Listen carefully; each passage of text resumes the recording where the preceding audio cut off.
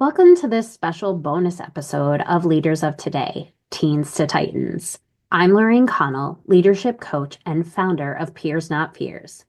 In these short episodes, I'll be sharing insights from my blog, stories, lessons on leadership, resilience, and the power of young voices. If you want to dive deeper, check out my book, Your Voice Matters, where I help teens and the adults who support them step into leadership with confidence. Let's get into today's post. When bad behavior is a leadership test for teens and adults. When we label teens as leaders, especially those who have been previously labeled as troublemakers, we often forget one important thing. They've been trained by experience to accept rejection. These teens have spent years pushing boundaries and being met with resistance. So when we invite them into something new, say like a leadership program, we can't be surprised when they still push. That's what they've always done. And the discomfort we, the adults, feel watching this unfold, that discomfort is the mirror of what they're experiencing. They're testing the space. They're testing us. They're wondering, what happens if I act the way I always have? Do the adults still believe I'm a leader? What about pushing until there's no resistance? Teens have been labeled in a negative way, disruptive, disrespectful, defiant. They've learned that adults will push back when they push. So when we call them leaders, they're going to push back even harder. It's not sabotage, it's instinct. They're trying to find the boundary to see if this new label really applies to them or if we'll take it away at the first sign of trouble. And this is the real test, not just for the teens, especially not the teens, for us. Can we hold space for their resistance? Can we respond differently than the adults in their past have? Can we choose not to be surprised by their pushback, but instead see it as part of their process?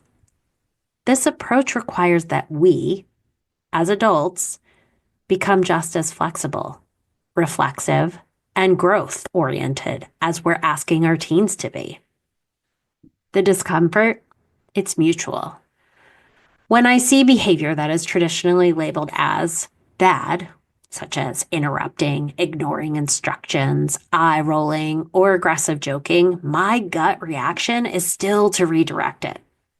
That's what we've been conditioned to do. But if I respond in the same way every other adult has, I'm not modeling anything different. I'm showing that leadership is a space for growth. I'm not showing that leadership is a space for growth. I'm showing it's a space with even higher expectations and less tolerance for being human. And that's where things get tricky. Because leadership programs are often seen as a privilege, something to earn, something to respect. But when we treat leadership as a prize, we risk communicating that this is only available to those who already behave in the right way.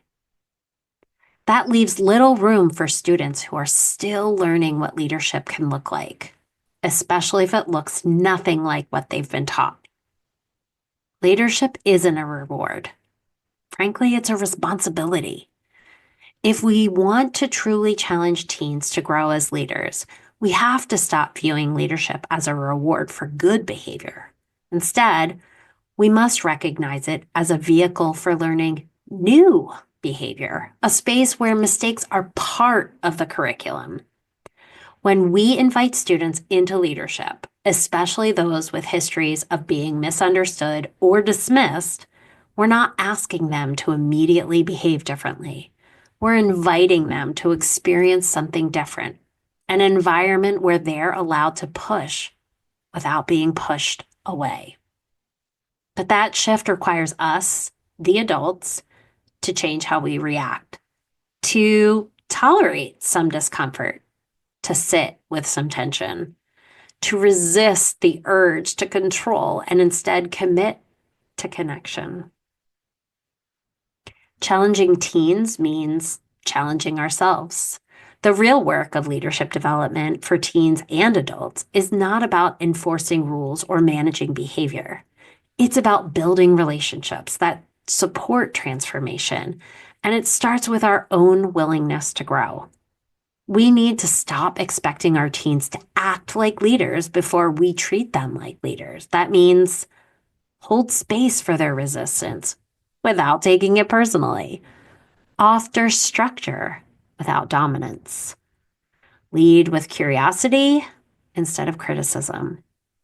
Understanding that testing boundaries is part of the process, not a sign of failure. When teens see that we can handle their resistance without shutting them down, they start to believe that maybe, just maybe, this new label fits, and they begin to try it on for themselves. Here's my final thought. We all need a new script.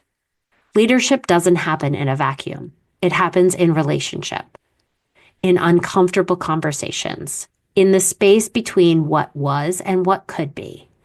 If we want our teens to write a new story for themselves, we have to offer them a new script, one where leadership isn't about perfection or popularity, but about being seen, trusted, and stretched.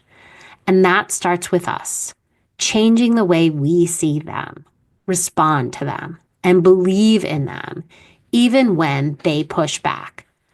Especially when they push back, because that's when real growth begins. Are you ready to help the young people in your life unlock their inner strength and step confidently into leadership? The new workbook from Peers Not Fears, Your Voice Matters, Uncovering Your Unique Leadership. It's designed to help teens see the leader in themselves, step by step. It's not just a workbook. It's the first step towards a ripple effect that could change lives. Let's turn today's teens into tomorrow's titans.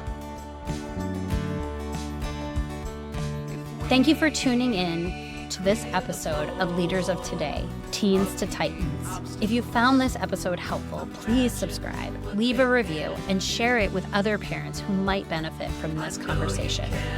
Together, we can support our teens in building healthy, positive relationships and become leaders of tomorrow. Until next time, I'm Lorraine Connell, and this is Leaders of Today, Teens to Titans.